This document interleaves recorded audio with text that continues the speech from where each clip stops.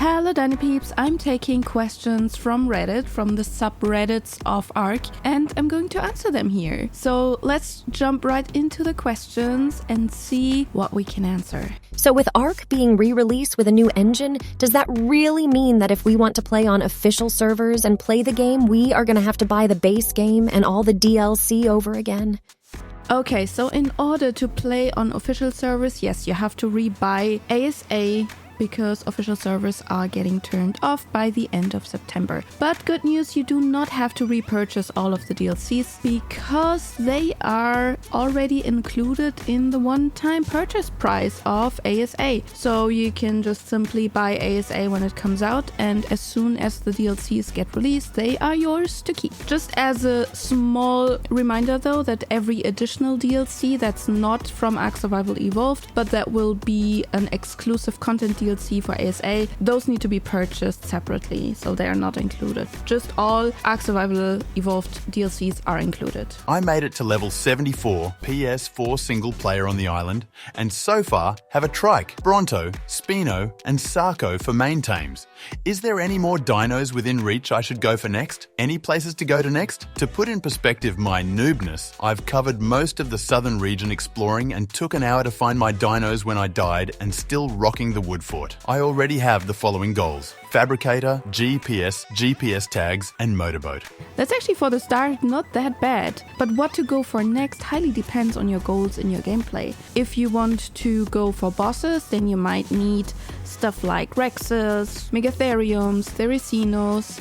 But one thing I would suggest to you is to go for farming animals, because you said you're still in a wooden base. In order to gather the resources you need to upgrade your base, you need an Ankylosaurus, a Doet, and you probably also need an Argentavis in order to move all of the resources around. So I would say go next for farming animals and animals that help you with transportation. And as soon as you have a flyer, it will also make exploring the island so much easier. We need a set-free option for all our tames so we know that are free in the great digital beyond after the server wipe.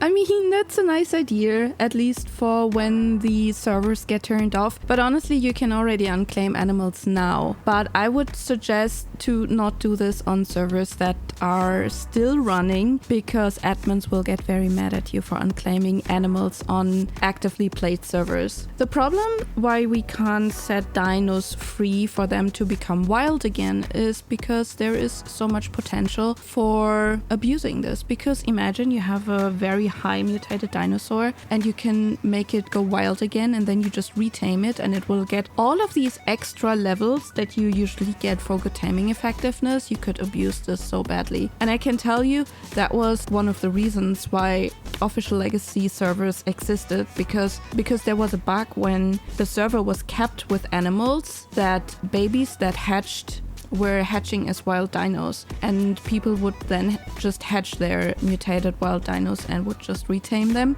in order to get the extra levels, and the cluster was overloaded with way too high level creatures. So I do understand the idea why you want to set your dinos free, but in the end, when the servers are turned off, it doesn't really make a difference anyway.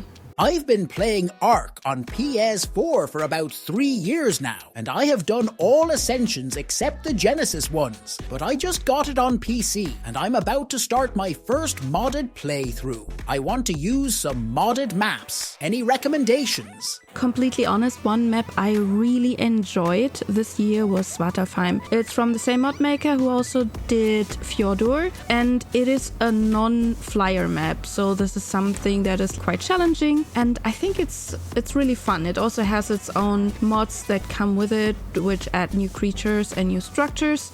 So yeah, I would suggest trying out Svartalfheim. Hi guys, will all current servers shut down when Ascended is released? Couldn't find any information since I was thinking of giving the game another try.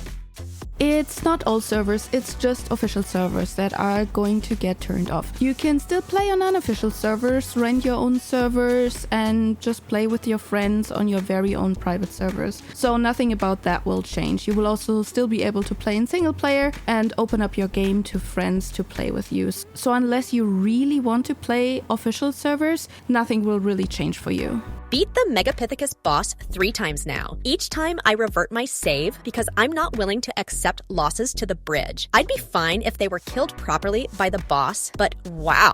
This last time I beat the boss was waiting for the timer to expire, and both of my Rexes just walked off the bridge for no reason. Took no losses during Alpha Broodmother, 2 to the lava on Alpha Dragon, and half my team just walk over the edge on Mega. That's it. Story over. We'll try again tonight. Maybe I can get further back into the arena, get the boss to follow me further. This is the perfect Valley Girl accent, isn't it? Okay, back to the question. Yes, I can see that this is very frustrating. I think the Megapithecus is the boss that needs the most tame control and the most whistle skill in order for this to not happen. But there is a trick. You do not have to walk all your Rexes over the bridge. There is no reason to do so. What you do is you just take a tame, probably the one you're riding anyway, like if you're on the Tyrannosaurus. Just sit on the UT, run forward with the UT, aggro the boss, and then just turn around and run over the bridge. Your Rexes should stay on the platform where you spawned on, and then you just wait for the Megapithecus to slowly walk over the bridge and come towards you.